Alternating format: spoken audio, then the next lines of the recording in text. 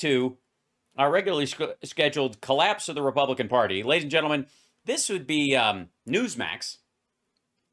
Sean Spicer is attacking Mitch McConnell with a reference that I suppose is supposed to be that bitch.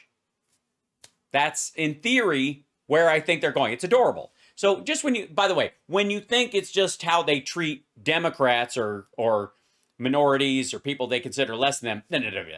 That's how they treat everybody.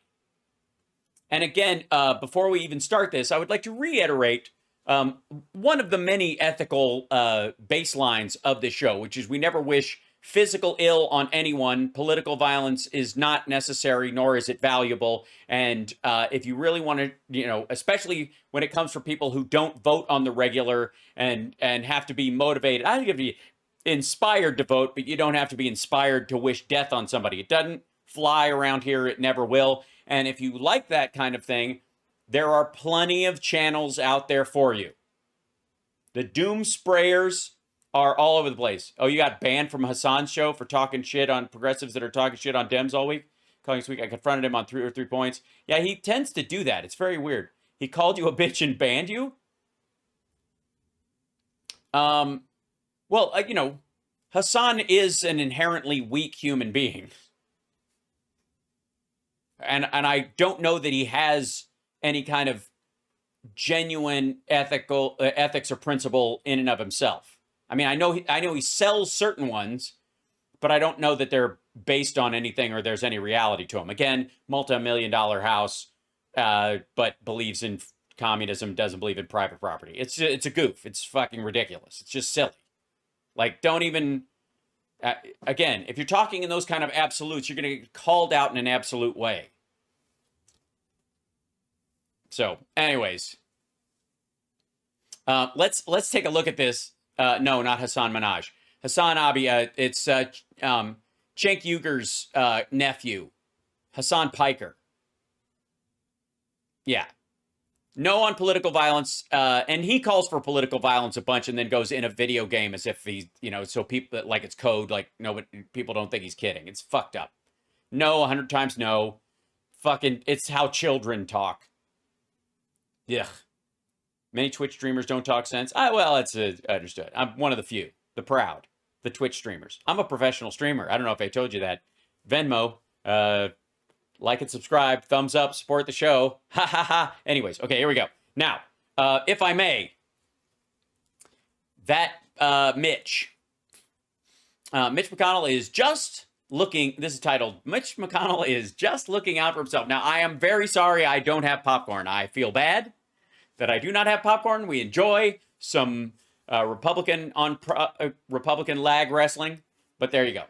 I'm very curious. I think Mitch McConnell just dumped a bunch of money in a bunch of states where they're trying to, at least make a good show. I don't even know what the fucking complaint is. Okay, sorry, hold on. I gotta click on this. Senate Minority Leader Mitch McConnell seems to be at odds right now with the Republican Party's new and emerging power base, and he's... The new and emerging power base. That would be, just so you, for the who's at home, that's the maggots that are being fleeced regularly by Donald Trump, and he's using their money to pay his bills and keeps his lights on at his fucking stupid Bedminster club where he's having dinner with the Daily Wire in a couple days. Backing away from MAGA candidates who are in close contests with their Democratic rivals. These races... You mean the ones that are going to lose? ...could decide who controls... And also are going to destroy the electoral system going forward and will curb stomp regular Republicans, metaphorically. ...the Senate after the elections. McConnell has been censored by the GOP leadership in Alaska over his support for Lisa Murkowski. You mean the one that can win? They have the rank and choice voting in Alaska, and GOP voters there preferred upstart Kelly Tshibaka over Murkowski, who claims to be a Republican, but she votes with Democrats most of the time. Now, the GOP... No, she does not. GOP leader's super PAC... She fucking so does not vote most of the time with Democrats. ...is also fighting with billionaire tech investor Peter Thiel, who wants to denounce his American citizenship and live on a fucking oil rig.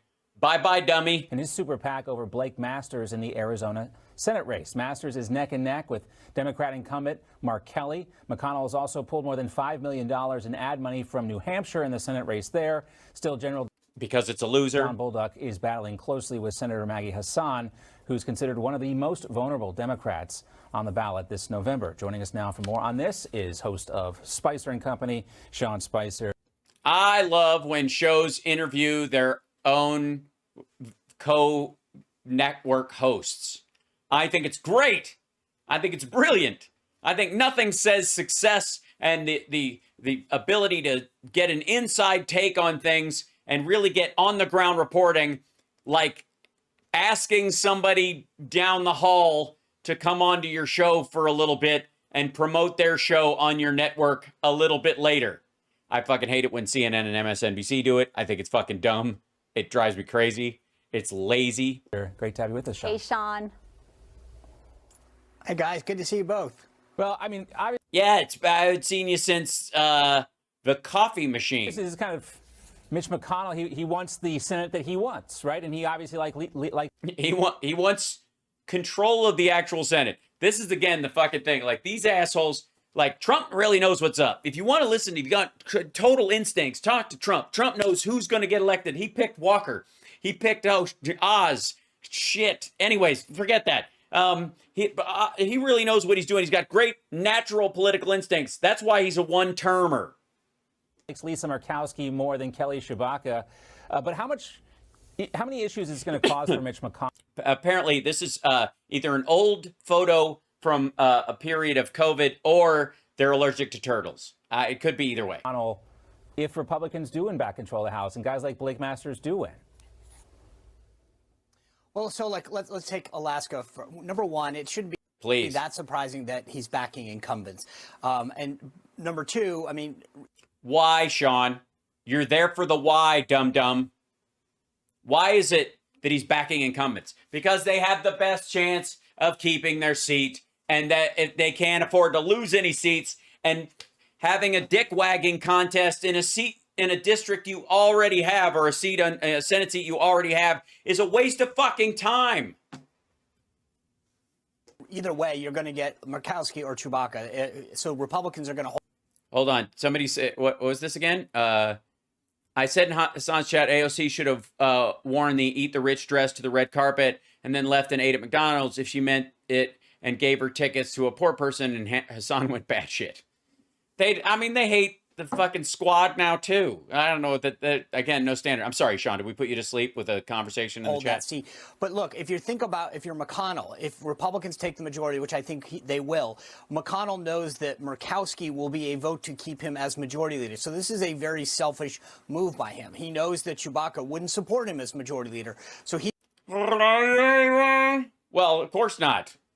Because obviously Mitch McConnell is Team Kylo Ren. He's going to do everything he can in his self-interest to support whomever is the candidate that will keep him in power. That's the case clearly in Alaska. And then in Arizona, I think it's a unique situation. You've got a By the way, is that the Washington Masonic Memorial behind him? I think it is. Love that place. billionaire like Peter Thiel, who came in, pushed for Blake Masters to be the nominee, funded him in the primary. And I think McConnell's saying, all right, he's your guy. You funded him. I have a lot of places where I can go to expand the map, whether it's Colorado, Washington, wherever. You should help him now go over the finish line. I shouldn't have to come in and use the money that I've raised to help your guy when you've got plenty of millions of dollars. At least I think that's the argument that they're making. Yeah, it's a decent argument. Thiel's a billionaire. But the argument I think that GOP voters are making, especially as it relates to Alaska, is, yeah, of course he's supporting incumbents. You expect the GOP leader to do that, but she doesn't vote with Republicans or with most Republicans, or where the sentiment of the Republican Party is right now. She doesn't vote that way. She does. That was his dodge, where the sentiment in the Republican Party is right now.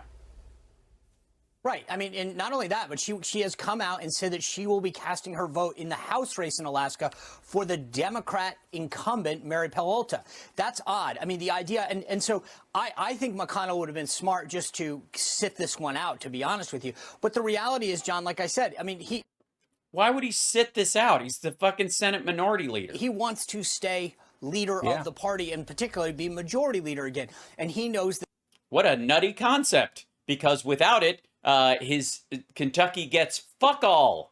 Lisa Murkowski, if she gets reelected, which through this ranked choice voting system that they put in place, largely to save her, will give him one guaranteed more vote. So this is, as I said earlier, just more of McConnell looking out for himself than anything else.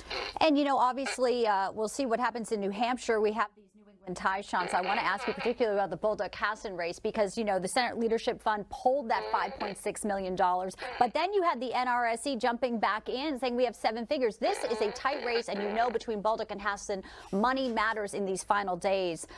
What do you think of the late support there? And is there even ad space for these buys? No. It's interesting, Bianca. I mean, it's the Boston media market, so there's not a ton of other competition. You haven't seen a real robust race up there for governor. Hey, you can just buy a bunch of ads on Rumble. Massachusetts, so that you don't have a lot you have a lot more inventory than you would in a competitive space. So the New Hampshire race, you do have both the 1st and the 2nd congressional district there that are buying up a lot. So, you know, rates have gone up. No. They bought it up months ago, stupid. But there is still space. It's a small. No, there isn't. State, obviously. If you want to use like $5 million to buy 5 ads, because that's all that's left. Meaning that you can do a lot of hand-to-hand, door-to-door, person-to-person. MAGA Hassan was governor before she was in the Senate. She barely won her last race for the Senate. She wasn't a very popular governor. I think that General Bolduc has that in his favor, and he's gotten a lot of support at the end. The momentum's going with him. That's the thing that people have to remember. It's not just, when you look at these polls, it's not just a snapshot of where things are. That's true. But it's also the momentum, the direction that things are moving in, and in pretty much all throughout the country, but especially in New Hampshire, that. Oh, my God, just fucking gibberish. Momentum is with not just Bolduc, but both the 1st and the 2nd district. We had former Governor John Sununu on our program the other night, and he was making it very clear, if Governor Chris Sununu, his son, wins by 15, 16 points, which is very likely, he will help pull both of not just the Senate candidates, but both the 1st and the 2nd congressional district candidates, Burns. Yes, he has to win by like 15 points to help these 2 candidates. What? And Levitt over the finish line. And you have to wonder, too, how much that factored into Mitch McConnell's calculus here. You know, you might not like the moves he's making, but he is a wise old sage, Mitch McConnell. And what you were talking A wise old sage. About, Sean, that grassroots, ground-level support that Bolduc has in New Hampshire, I saw that when I was on the ground there, too. That might be factored in here. He was that drunk, I think. Because, as you mentioned, how many TV commercials in Boston are going to sway the voters of New Hampshire, which are some of the most sophisticated when it comes to politics in the country? And left-leaning, frankly, too, in Massachusetts. In Massachusetts. Oh, way to blow it for everybody. They almost had it. They were so excited. And then you fucked it up by mentioning that fact. And also, right, and I think, look, at the end of the day, everyone's got to remember there are limited resources, and everybody's saying, you know, I want you. Why is that? Oh, because Donald Trump is hoovering up all the small donor cash and shitting it out. To spend more money here, help me, save me, expand the map here. And so, you know, it's easy to spend somebody else's money. Right. But at the end of the day, you know. Well, you have to, it's not. You have to get it first. When we wake up on November 9th, there's going to be a lot of people who say, see, you should have spent more money here, or you wasted your money. What I tell you, they've seen the fucking numbers. All this bullshit about momentum. There. So some of these decisions, you know, we'll be able to play Wednesday morning quarterback on November 9th maybe and figure out who made the right decisions. The Wednesday morning after, the week after the election, or however long it's going to take. And as you earlier indicated to us, Sean, some of this, too, is CYA spending, just to make sure you're checking off boxes. Yes, I put some money here. I got that person on my side for future And I votes. think Peter Thiel will be okay. He's already dumped $15 million into the primary. He'll be all right. All right, Sean, great to see you. We'll see you at 6 p.m. tonight. Or 5 p.m., I should say. Yeah, he should. That's when his show is on. Way to fuck it up right on the day. Like, she mentions New Hampshire's going to usually go left and won't help anybody on their side, and it's already fucked up. And then you have to throw in that you screw up. This is great. I appreciate the level of quality that I get from a Newsmax broadcast. I haven't seen this. I mean, this is, if WKRP was all Herb Tarlick, this is what you would get. You bet. Thanks, 5 Sean. p.m. 5 p.m. I got to get used to no. No crooked establishment. None of that twisting the truth. No talking down to me. Don't tell me how to think. Don't tell me how to think. Don't tell me how. I'm not going to tell you to think at all. That's the great thing about Newsmax. Newsmax doesn't tell me to think. As a matter of fact, quite the opposite is true. I trust Newsmax. Newsmax. I trust Newsmax. This is an audition, and they didn't pay me. Why did they just use my audition and never actually... They don't tell me how to think. They Let me decide. By the way, if your message is, we don't tell you how to think, don't have a bunch of people doing a cascade monologue come in and repeat words like they're fucking Manchurian candidates, fuckhead. It's so weird.